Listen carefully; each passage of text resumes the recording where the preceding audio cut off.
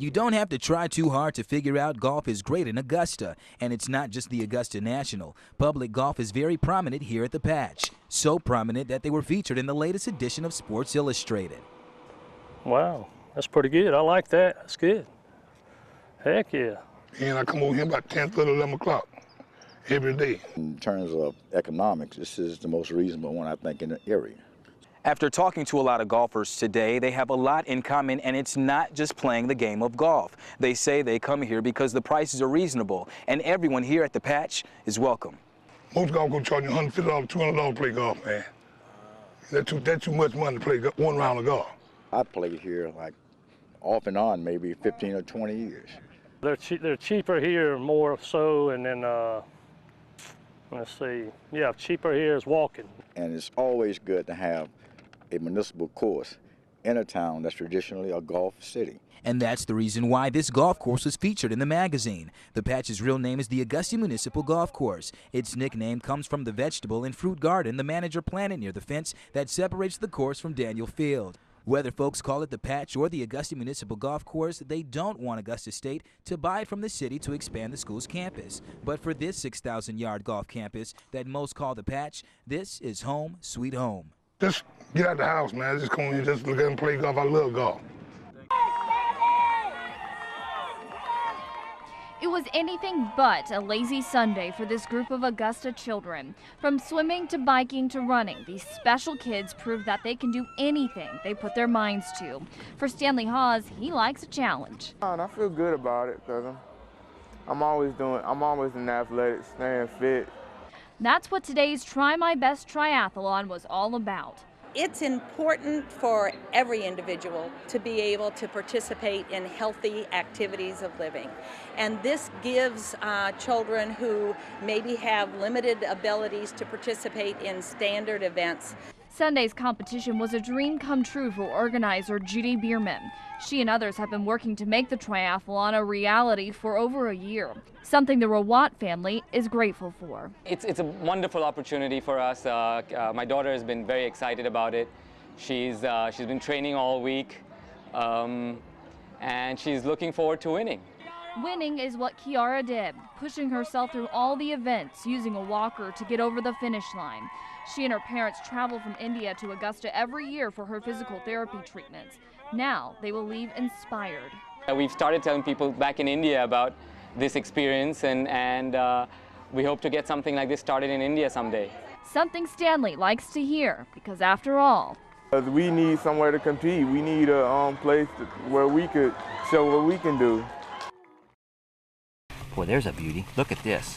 Clyde Jarosik has owned Jarosik's Berry Plantation in North Augusta for more than 30 years, but he says this year was a little different.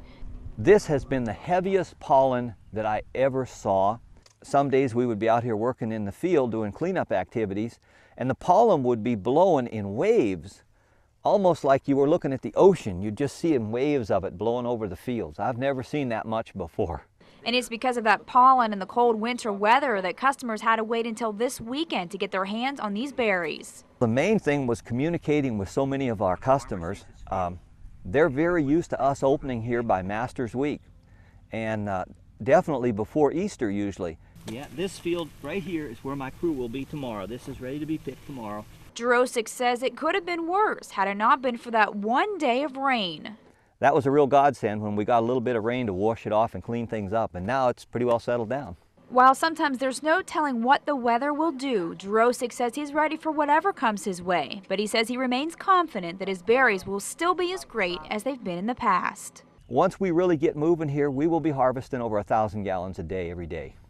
We have to take it a day at a time, and it's pretty much in God's hands. That's the way it really works. We are just His stewards, and we do the best we can. Oh yeah, look at these. Truck after truck of temporary rail lines rolled into Abbeville by mid-afternoon as crews work to get the main rail line back open. From the air, it's clear how bad this wreck is. You can see some rail cars even lost their wheels. Up closer to the crash site, floodlights are markers that this cleanup will go well into the night. Well, basically, they're going to work 24/7, and they're going to clean this wreck up. They want to open the railroad back up so we can start running trains. The last 28 cars of the eastbound CSX train derailed. The remaining 65 cars were able to detach and pull away. The main concern with the crash is a tanker filled with methanol, a highly flammable gas.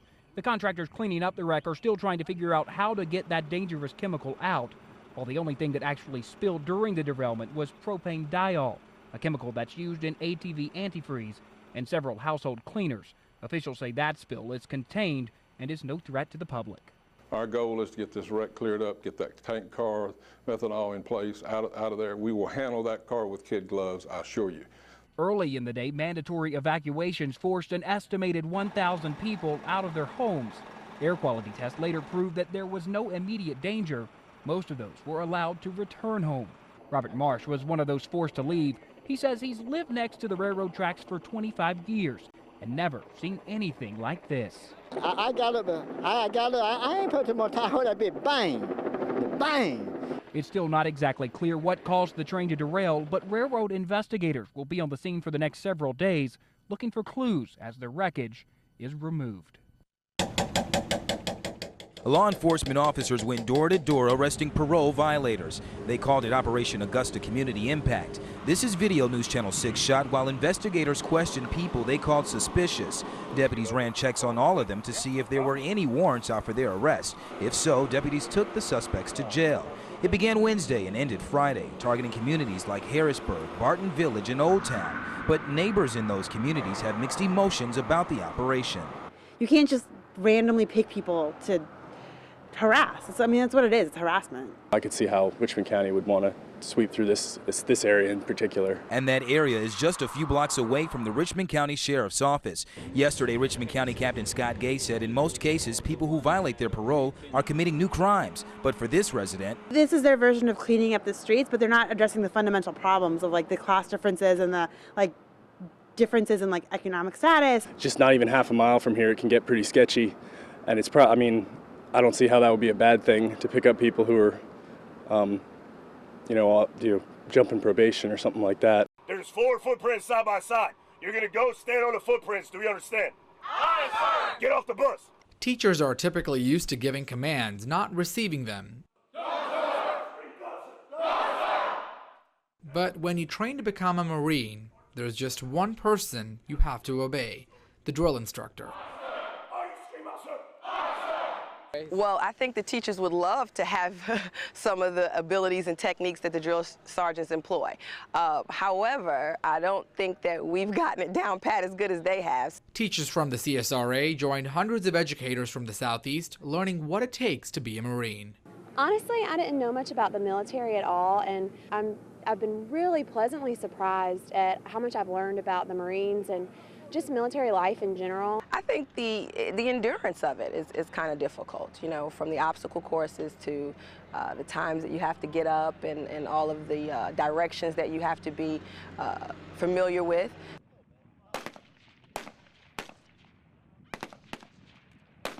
Part of the training exercise involves a lot of hands-on experience for educators. They get a chance to fire M16s just like a Marine would in combat. I think the biggest surprise has probably been just how incredibly mentally challenging it is. We all know that boot camp is going to be such a physical process, but the mental challenge here is unreal. And just talking to the recruits, you can just see it all over their faces. Teachers say while they're somewhat familiar with ROTC programs in schools, the boot camp really teaches them which students would benefit the most from military training. Even being at war, college is not for everyone, especially right off the bat. And so I think that this is a really great option for some of our students who don't want to sit in the classroom. Sometimes students aren't motivated, aren't focused, and lack the self-control that they need to pull off the necessary tasks from day to day. So with that being said, I feel like this opportunity will give them that type of training. I say something, you don't say something back to me, you understand? I say. Most students want discipline, even if they don't know they want it. They do.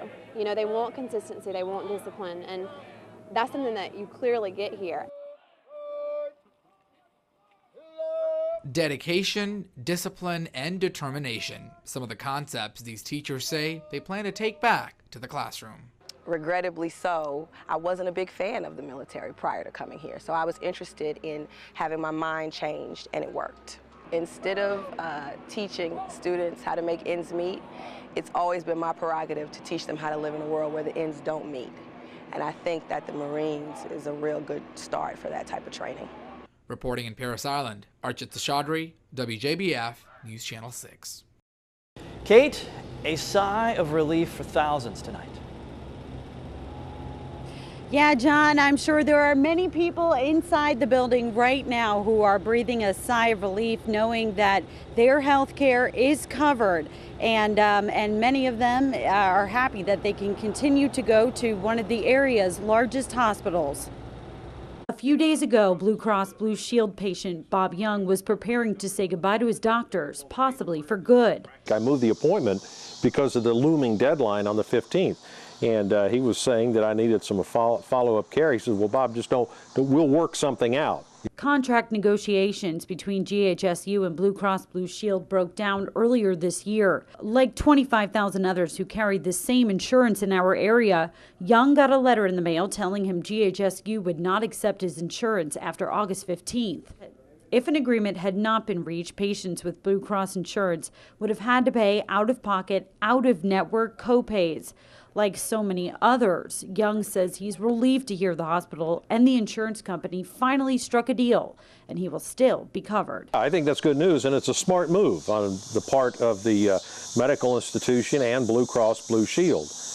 We all go to our insurance carriers because we assume we're going to get good coverage and be able to continue to see the doctors that we've come to know and trust. And the good news is this is a multi-year agreement. Today, hospital officials released a statement, and the insurance company says that they apologize for any stress that they may have put on the community during this agreement process. Reporting live in Augusta, Kate Rayner, WJBF, News Channel 6. News Channel 6's Mike Miller is live in North Augusta tonight where the crowds continue to show up. Mike? That's right, Jenny. You can see just how busy this place is if you take a look behind me here. Let's take a walk over this way and look at this line of cars coming up this road. They're all waiting to get inside to the drive-through. Now, they did send an employee out here to help direct traffic earlier, but she has gone back inside. This all coming after former Arkansas Governor Mike Huckabee declared today National Chick-fil-A Appreciation Day. That happened after criticism from gay rights groups and others who have called for boycotts and efforts to block the chain from opening new stores. The criticism started in July after company president Dan Cathy said, "We are very much supportive of the family, the biblical definition of the family unit," which has been deemed by some as a stance against gay marriage. I spoke with one Chick-fil-A supporter earlier, and she says she doesn't eat here often, but today she just had to show up. We're really glad to have an opportunity to show our support for a business that is not afraid to say what they believe, because this is the home of the free to express your opinions, free to express your beliefs. We haven't seen any protesters at this location here today. We've just seen people coming out to support Chick-fil-A, to get food.